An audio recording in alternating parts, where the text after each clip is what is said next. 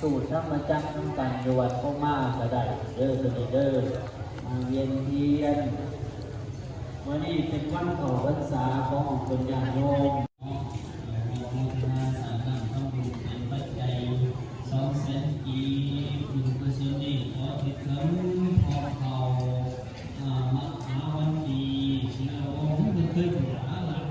บูชาจือเด้อวันอาชาหาบูชามันเป็นยังมันมีความสำคัญใดให้เฮาจื้อทุกคนควรตั้งจิตอธิษฐานสร้างคุณงามความดีใส่ต้นเด้อใส่เนื้อใส่กายใส่จิตวิญญาณโดยการละสัวสร้างคุณงามความดีเห็นจิตของตนให้พองใสโมให้เครียดโมให้ขมเกินไปจากที่เคยด่าจากที่เคยข่ายจากที่เคยกินเหล้ากินเบียร์ลองอดเบิ่งจัก3 เดือนมันสิเป็นเท่าใดเนาะผู้ใดเห็นได้ถือว่าเป็นสัจจะบารมีอธิษฐานบารมีแต่ได้เป็น2 บารมีใหญ่ๆที่จะเห็นเอาประสบพบพ่อกับความสุขความเจริญนี่เนาะเอาใส่ไม้เลยจะขอพระเด้อขอจะได้มาเฮ็ดต้นกระพือเนาะลูกคือบุญก่อนเนาะได้เฮ็ดต้นแล้วได้หัวมุนนาสาธรรมทำบุญเป็นปัจจัยคือที่100,000 กีบในภาษารักการใส่บาตรเด้อคนญาติโยมครูบาอาจารย์เฮาเพิ่นแนะนำอยู่รักการใส่บาตรอันนี้ก็ครอบครัวของพอคิดน้อยแล้วก็เมฆไข่แก้วบ้านพ้นสว่างใต้ของวังโมทนา20,000 กีบบุญกุศลนี้ขออุทิศถึงญาติทั้งหลายที่ลงรับไปแล้วถ้าเป็นทุกข์ก็ขอให้พ้นจากทุกข์ถ้ามีสุขก็ขอให้สุขยิ่งขึ้นไปเด้อนางหนูนิอาเนาะอายุ29 ปีมาถวายผู้สังฆทาน1 หน่วยบริจาคปัจจัยอยู่100,000 กีบสาธุบุญกุศลเหล่านี้ขอจิตให้ดวงวิญญาณขอปู่พาบ้านมองไข่มันจะกุทองเราจงหับเอาตาตกลูกมันคนอย่างทุกตามมีสุขแล้วไงสุขยิ่งขึ้นไปด้วยเธอสาธุงานโมทนาเธอให้เราเดินรถโยนรถไฟโอ้เป็นปัจจัยอยู่35,000 กีบสาธุอยู่ดีมีแองเด้อของแดงเด้อปราศจากทุกโศกโรคภัยต่อมาก็มีพวกออกหลบพาตนเนาะก็ได้มีใจใส่ศรัทธามาโปรโมทนาสาสาบัดวาเป็นปัจจัยอยู่100 บาทสาธุสาธุบุญเนาะนำบุญปัญญาโยมเฮาจะได้มาพบใส่บาตรยังเรียนกันหลายเป็นแถวอยู่จังหวัดประมาณ8 โมงคนบ่จักก็สิเรียนเนาะอันนี้จะมีบัวพันธุ์ลงรับไปแล้วเนาะขอบุญจากสุดที่2สาธุมีแต่ความสุขความเจริญเด้อบริจาคทุกโศกโรคภัยมีสาธุบุญเด้อเอาปัญญาโยมเอาพรอุดมกุศลโมทนาแต่เพื่อหากีนำครอบครัวของเพิ่นว่าเราเป็นต้นหอมที่สิเรียนอยู่จัง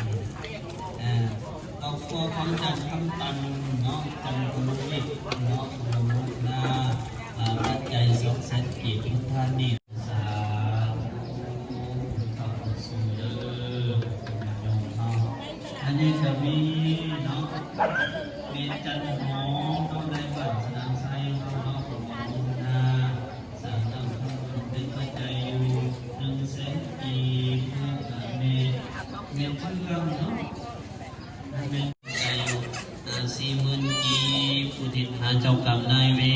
รอย่างไรหอดในถึงเด้อแล้วก็พอผู้ของเนาะเจ้าผู้ของแล้วก็เจ้าเพ่งนิรันดร์เนาะราชวงศ์ของครอบครัวเนาะเดี๋ยวถวายปัจจัย100,000 กีบดอกไฟดอกเอดี2 ดอกบุญกุศลนี้อุทิศถึงผู้มีคุณทั้งหลายตลอดมาสรรพสัตว์ทั้งหลายในถึงเด้อเป็นอย่างนี้เนาะ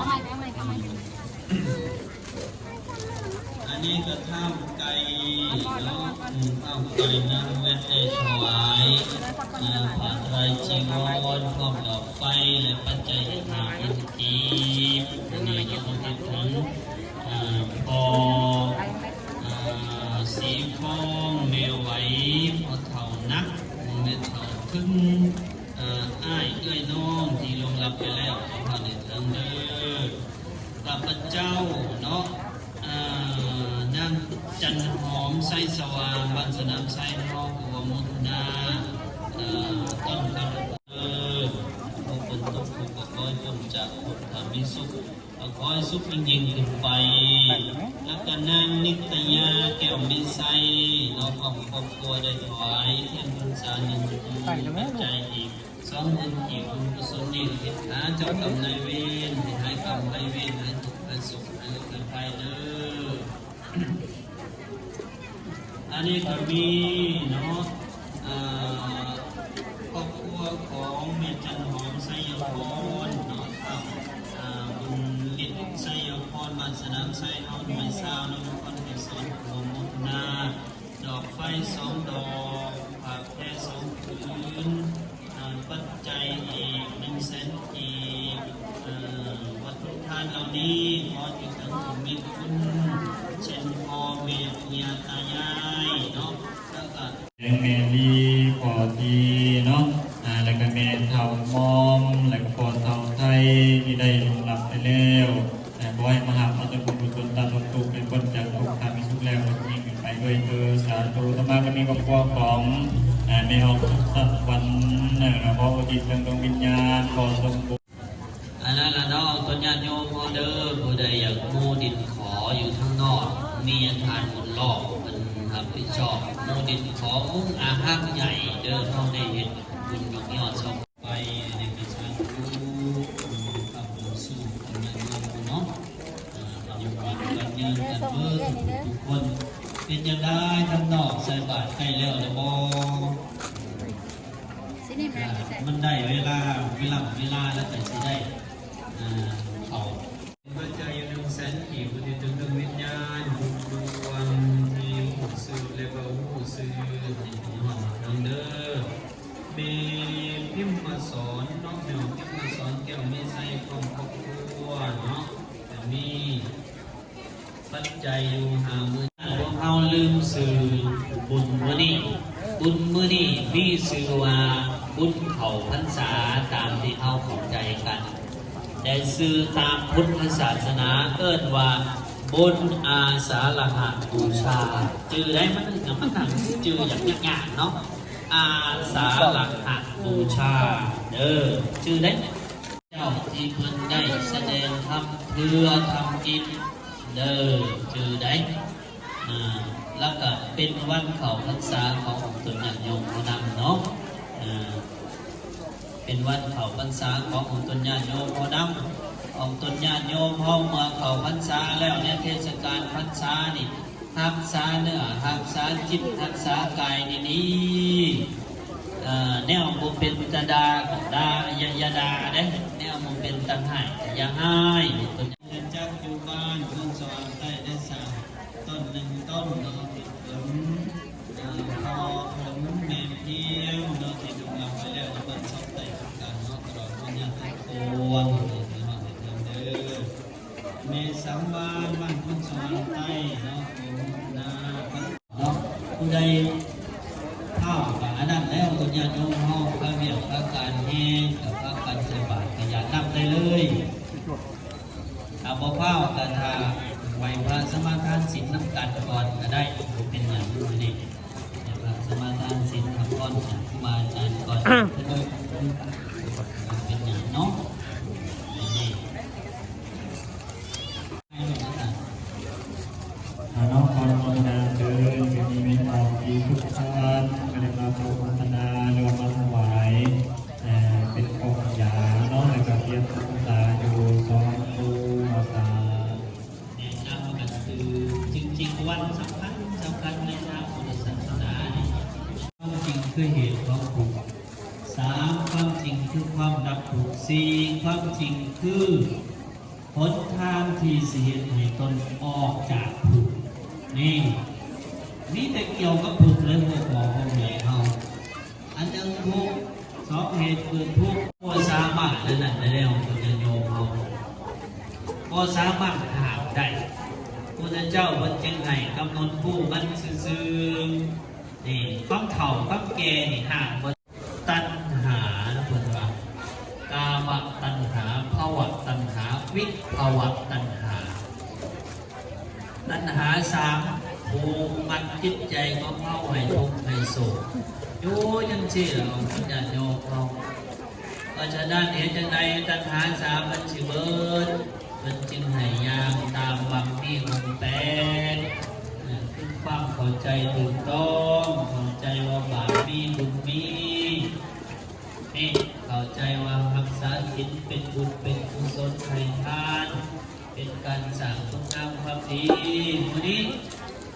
ให้เราเข้าใจถึงคิดถึงผู้คิดเบียดเบียนผู้ใดเว่าถึงโมหะหัวดาเพราะว่าเสียสีนิ้วข้าโบกิดตัวกลบล่วงนี่วัดของตาผู้ใดย่างตาปั๊มมีองค์แปดในทุกคนจากกองทุกข์ปฏิบัติในอริยสัจสี่พ้นจากทุกข์ทั้งปวงใดนี่คือเนื้อหาสาระพอกเข้าย่อในบทธรรมจักรที่เพิ่นแสดงธรรมเพื่อกับคิดของปัญญาโยมเรานี่พวกเราทั้งหลายมาสั่งนำทั้งบุญได้ถวายผ้าไตรหนึ่งสุดเนาะเทียนพรรษาอีกหนึ่งคู่เนาะพรรษาบุญนำได้หลายคนอย่างแล้วก็ปัจจัยอีก220 บาทจ้ะบนบาทถวาย220 บาทแต่ละเดือน220 บาทเนาะในกษาธุทำบุญสู้อยู่กันยืนเด้อคนญาติโยมเนาะอันนี้ก็สาธุคุณเนาะแต่ว่าก็ยังคายอยู่ไม่ได้ฝนบ่ตกในข้างนอกก็ได้ยินกันอยู่หรอกเนาะผู้ใดอยากมู้นิดขอก็ยืนเชิญเจริญพร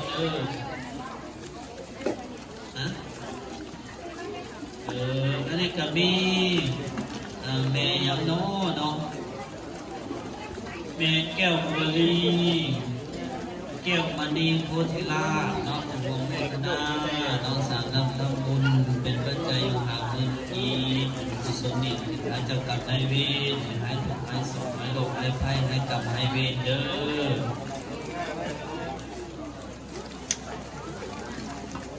แม่แก้วอุทิศพอสีบุญเฮืองเนาะแม่ออกแก้วอุทิศอยู่บ้านสนามไซเขาออกแก้วแม่ออกอ่างเนาะผู้โมทนาสารนำทำบุญคืนอีก50,000อีกเอกสารผู้บุญคำของสูงเด้อขอเด้อขอ100,000กีบที่เพิ่นผู้มีคุณทั้งหลายเอกสารผู้ขอถึงเพิ่นเด้อ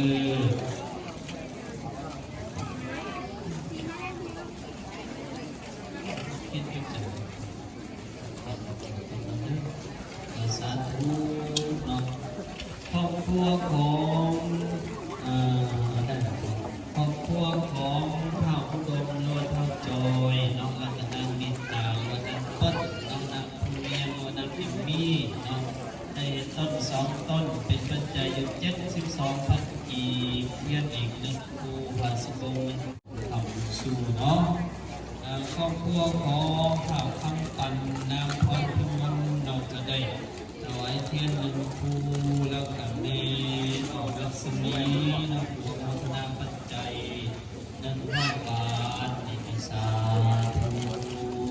ขอบคุณสิ่งมากบอกนะครอบครัวหลานได้สามต้นเกินต้นมาลงบอกต้นละปีเนาะยายเป็นยาของดีเนาะมาคอยเถิดเลยครับก็สุขจากรู้สึกคอยสุขยิ่งขึ้นไปแล้วก็ข้าวสุขตึกน้องเมาขับพันน้องดาวสุดาลันน้องขับเมืองน้องบักสนามไซน้องประเด็นเอาไว้กุศลทานน้องได้ข้อมุยข้อไม่เด้อเอาข่าวดีๆสำหรับตั้งคิดตั้งใจเด้อทั้งนอกทั้งในเด้อผู้ใส่ไม่ใส่เด้อใส่บาตรเด้อ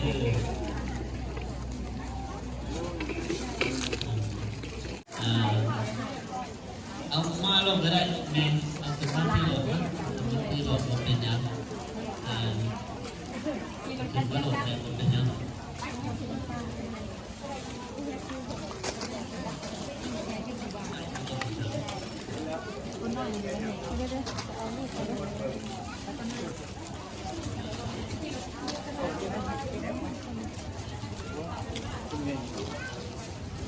อันนี้ก็มีเมจินถวา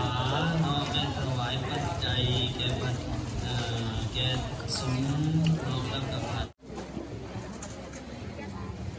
โน้แสดงมันตั้งอยู่ตรงเนาะสาธุนะมีจันสมรเนาะขอบฐานเมียหนูรันเนาะสุพรรณบุรีแล้วก็จันสมรจันทร์พรเนาะสุพรรณบุรีเป็นล้วนพอทิพานเนาะ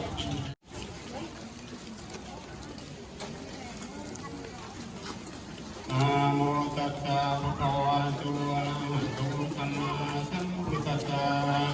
นะโมตัสสะภะคะวะโตอะระหะโตสัมมาสัมพุทธัสสะนะโมตัสสะภะคะวะโตอะระหะโตสัมมาสัมพุทธัสสะวันโตธัมมะสาวันนังกาโลยัมภะตันตาธัมมะสาวันนังกาโลยัมภะตันตาธัมมะสาวันนังกาโลยัมภะตันตาสาธุสาธุลูกเทวดาภูมิเทวดามเหสัทธาเทวดาอากาศเทวดาดูลาเทวดาเจ้าทั้งหลายคงในอยู่มุติกาทั้งมวลทางมุมวลอาสากิจนาแผ่นดินภูเขาโลกาตามไม่วัดว่าอารามพระตะเลเจดีย์ตุนสีมหาโพธิ์แก้วโพธิ์พระมณีเทวดาเจ้าที่เจ้าฐานเจ้าบ้านเจ้าเมืองคุ้มขาทั้งหลายขออาราธนาอัญเชิญจากผู้ทั้งปวงพร้อมกันจะได้ลงมาไหวพระอาทิตย์สัพพะสังฆทานน้อมคุ้มขาทั้งหลายในกระบดีโมทุกองค์ทุกคนนั้นเดขอกาเถิดต่อไปไหวพระพบกันเด้อ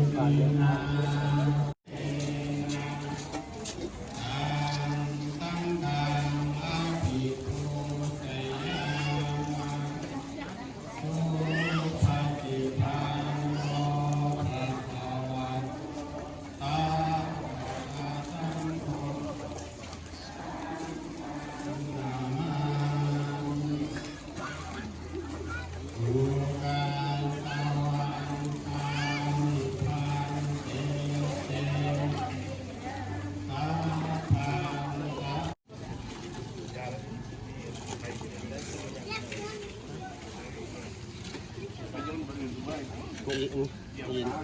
ปัจจัยเก็บหลบวัดเดินเนี่ยcái thôi gạoปัจจัยเก็บหลบวัดเดิน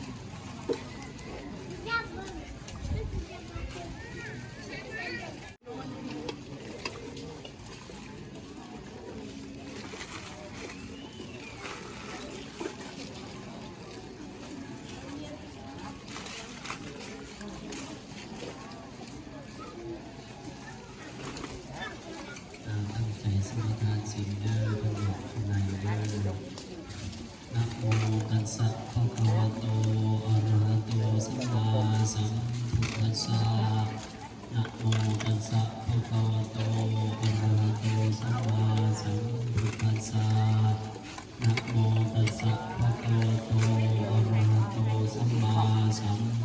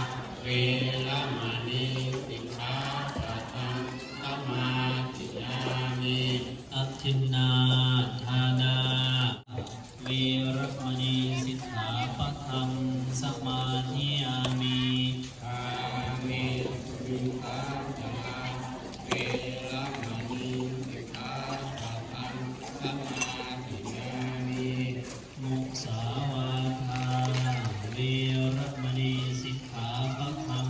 สมาธิยามิ มุสาวาทาเวรมณียามิ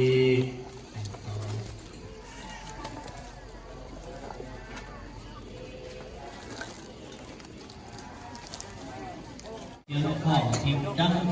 สนั่นหวันไหวนะคุณญาติโยมพวกเทวดาอินทร์พวกยมยักษ์พระเจ้าสิงสาธุการนักสาธุสาธุสาธุ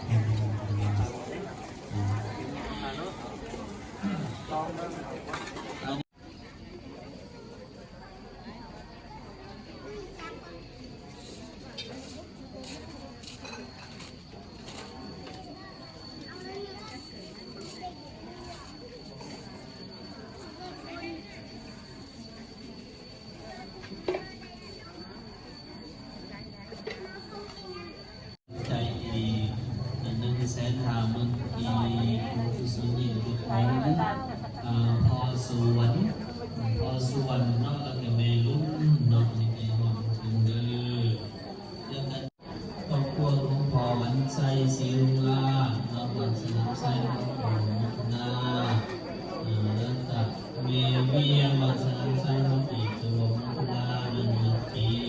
หรือภาษาไทยคนฟังสุดอันนี้เนาะเอา นะโมตัสสะภะคะวะโตอะระหะโตสัมมาสัมพุทธัสสะนะโมพุทโธเมนะโตธัมโมเมนะโตสังโฆเมนะโตพุทธารัตนาตายังธัมมารัตนาตายังสังฆารัตนาตายัง สารนังกัตตามิในเวลาวันนี้ได้มาโดยบริสุทธิ์ขอบุตาปาภูปาไตจีวรขอทั้งเครื่องมีเป็นบริวารทั้งหลายเหล่านี้แด่พระสงฆ์ขอพระสงฆ์จงหาเมื่อหา สาธุตั้งจิตตั้งใจเด้อข้างนอกข้างในวันนี้ถือว่าเป็นวันสำคัญในทางพุทธศาสนาของเราทั้งหลายที่ได้พระวันนี้หนึ่งก็เป็นวันของพรรษาสอง